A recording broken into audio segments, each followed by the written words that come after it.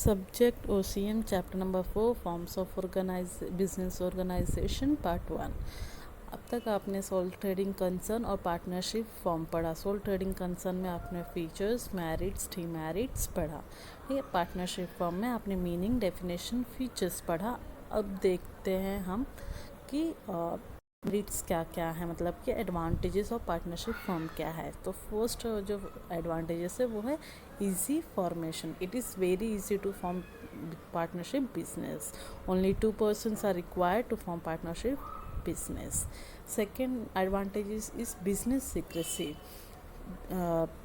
Because of less partners, there is a complete business secrecy in partnership form. Okay, so the partnership firm enjoys secrecy as firm are not subject to publish books of accounts annually. Next advantages is flexible of operations. There is no there is more flexibility in partnership business. Partners may expand or diversify business activities as and whenever it is required. Partners can change line of business as per changing business situations. Next advantage is capital. The partnership business has more capital as compared to sole trading concern. As partnership business has more number of partners, they can collect more capital.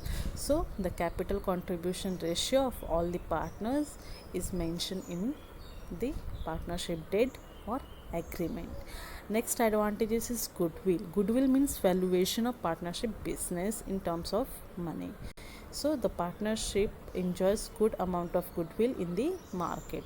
This goodwill in the market is due to quality service, better services to the customers, ethical working of partnership business normally in case of admission of a new partners, and partner has to bring certain amount of goodwill in the business.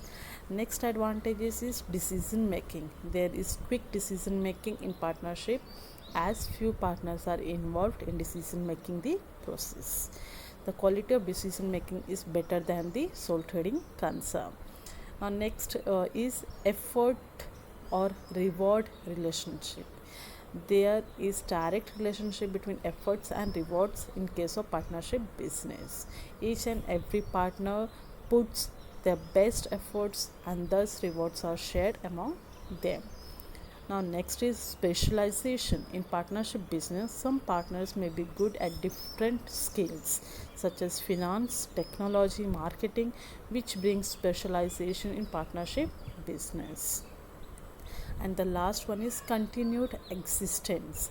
The partnership can have continued existence even after the death or insolvency or insanity of one of its partners. The partnership can be carried on by existing partners provided that there should be provisions in partnership agreement. So these are the benefits or merits of the partnership firm, that it is very easy to exist in the market or to form the business.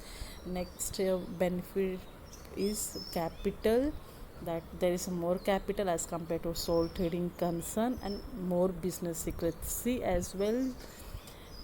Okay, now next is what are the demerits of partnership firm. सो हर के अगर फ़ायदे हैं तो नुकसान भी हैं।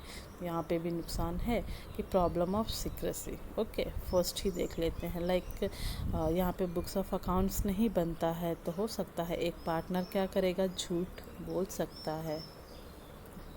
Next is unlimited liability. हर एक की लाइबिलिटीज़ जो है वो क्या होती है, अनलिमिटेड होती हैं। तो ये भी एक क्या है, डिसएडवांटेजेस है पार्टनरशिप फॉर्म में, कि वो अपनी लाइबिलिटीज़ जो है वो किसी से शेयर नहीं कर पाते, वो चारों के अलावा। Next is limitations on numbers of partners. So limitations on numbers of partners मतलब कि जैसे कि मिनिमम कितने हैं, 2 है, लेकिन मैक्सिमम कितने हैं, 50। तो ये एक क्या है, डिसएडवांटेजेस है कि पार्टनर्स जो अगर इससे ज़्यादा की ज़रूरत है मुझे तो वो नहीं मिल सकते हैं मुझे। Next is non transferability of interest, जो कि आपने फीचर्स में पढ़ा कि आप अपना इंटरेस्ट या अपना प्रॉफिट किसी के साथ में शेयर नहीं कर सकते हो पार्टनर्स के अलावा। डिस्प्यूट होने के भी चांसेस ज़्यादा होते हैं, जहाँ पे भी 4 लोग रहेंगे वहाँ पे झगड़े होने के चांसेस ज़्यादा है। हर एक का डिसीजन अलग हो सकता है, हर एक का पॉइंट ऑफ व्यू अलग हो सकता है, तो झगड़े हो सकते हैं। नेक्स्ट जो है वो है एब्सेंस ऑफ लीगल स्टेटस, जैसे कि आप सिर्फ लॉ को फॉलो करते हो लेकिन इसका रजिस्ट्रेशन कंपलसरी नहीं है, तो मे बी ऐसा लॉ जो आपको नहीं पता रहेगा वो आपके लिए क्या कर सकता है, आपके फॉर्म के लिए गलत हो सकता है। ओके तो जैसे कि कोई मर गया या कोई पागल हो गया या कोई कंगाल हो गया, तो इन सब चीज़ों में प्रॉब्लम हो सकती है। Next is problem of continuity. Problem of continuity में भी वही है कि अगर कोई पार्टनर आपका पागल हो गया, इंसॉल्वेंट हो गया या कंगाल हो गया, किसी रीज़न कोई मर गया, तो बिज़नेस कुछ टाइम के लिए क्या हो सकता है, रुक सकता है, कंटिन्यू नहीं हो पाएगा अगर जब तक नया पार्टनर नहीं आएगा तो। और नेक्स्ट जो है वो है लिमिटेड कैपिटल। लिमिटेड कैपिटल मतलब कि जैसे 4 लोग ही आएंगे तो 4 लोग का ही कैपिटल रहेगा जो उनके पास रहेगा, तो वो एक लिमिटेड रिस्ट्रिक्शंस है हमारे पास पार्टनरशिप फॉर्म में। और लास्ट जो है वो है risk of employed authority. Implied authority मतलब क्या हो गया कि जैसे कि आप किसी भी पार्टनर का बिहाफ में काम नहीं बिहाफ में आप काम करने लगते हो। फॉर एग्ज़ाम्पल जैसे कि कोई पार्टनर है, आप उसके बिहाफ में क्या कर रहे हो, साइन लोन का कर सकते हो, लेकिन नहीं हो पाता है क्योंकि वहाँ पे सिग्नेचर उनका लगता है। फॉर एग्ज़ाम्पल लोन लेना है कोई टाइप का, तो हर एक पार्टनर का सिग्नेचर आपको लगेगा, तो ये एक क्या है कि रिस्की होता है। समझो अगर वो है नहीं, उसने बोल दिया मेरे बिहाफ में कर दे, बाद में उसने मना कर दिया कि मैंने तो बोला ही नहीं, तो ये एक क्या है, एक बिजनेस फॉर्म के लिए रिस्क है, तो ये एक डिसएडवांटेजेस है। तो आपने टोटल एडवांटेजेस भी 10 पढ़े, जहाँ पे आपको एडवांटेजेस दिए है कि इजी है बनाना इस पार्टनरशिप फॉर्म, कैपिटल है, बिजनेस सीक्रेसी ज़्यादा होता है, कंटिन्यू कर सकते हैं अगर नया पार्टनर मिल गया तो, फ्लैक्सिबल है, आप मार्केट में एग्जिस्ट कर लोगे आराम से, और चेंजेस करना चाहोगे तो भी चेंजेस आप कर सकते हो। डिसीज़न मेकिंग भी जल्दी हो जाता है।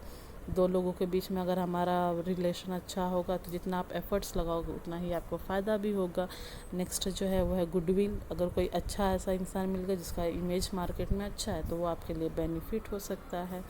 और उसी के हिसाब से डिमेरिट्स भी है कि प्रॉब्लम ऑफ कंटिन्यूटी, अगर कोई मर गया तो ये प्रॉब्लम आपको हो सकता है कि आपका बिजनेस कुछ टाइम के लिए रुक जाएगा। फिर लीगल स्टेटस का एब्सेंस की वजह से प्रॉब्लम होता है। फिर disputes, non transferability of interest, limitations of numbers of partners, difficulty in admission of partners, unlimited liability, risk of implied authority, limited capital, and the last one is problem of secrecy. So these are the demerits of partnership form. Thank you.